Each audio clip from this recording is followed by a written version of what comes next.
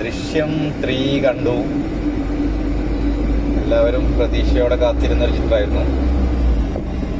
അതുപോലെ ദൃശ്യം 1 അതുപോലെ 2 ഒക്കെ നമ്മുടെ ഞെട്ടിച്ചൊരു ത്രില്ലറുകളായിരുന്നു. അതിൻ്റെ ഒരു സീക്വൻസ് ആണ്.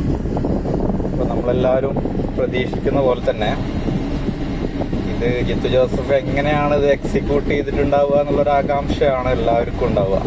ഓക്കെ, അപ്പോൾ ആ ആകാംക്ഷ നിലനിർത്തിക്കൊണ്ട് തന്നെയാണ് ചിത്രം ചെയ്തിട്ടുള്ളത്. പെർഫോമൻസ് വൈസ് ഒക്കെ എല്ലാവർക്കും തുല്യ പ്രാധാന്യം കൊടുത്തിട്ടുണ്ട്. ഇപ്രാവശ്യം നമ്മൾ ഞെട്ടാൻ കുറച്ച് സമയം കാത്തിരിക്കേണ്ട ഒരു അവസ്ഥയായിട്ടാണ് എനിക്ക് ഈ ഫിലിം തോന്നിയത്. ഞെട്ടിയോന്ന് ചോദിച്ചാൽ ഞെട്ടി ചെറിയ രീതിയിൽ. പക്ഷേ ഞെട്ടലിൻ്റെ ഒരു ആഘാതം കുറഞ്ഞു പോയോ എന്നൊരു ഡൗട്ട്.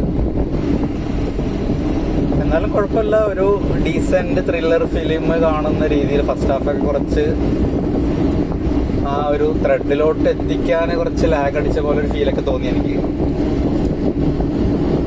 എങ്കിലും ഓക്കെയാണ്. ഫാമിലി ഓഡിയൻസിനൊക്കെ കൺസിഡർ ചെയ്തുകൊണ്ട് തന്നെ ജിത്തു ജോസഫ് ഇന്റർവ്യൂലൊക്കെ പറഞ്ഞിട്ടുണ്ടായിരുന്നത് ഒരു നിങ്ങൾ പക്ക ഒരു ക്രൈം ത്രില്ലർ പ്രതീക്ഷിച്ച് വരണ്ട. അപ്പം ആ ഒരു ജോണറിൽ തന്നെയാണ് ഇത് പിടിച്ചിട്ടുള്ളത്.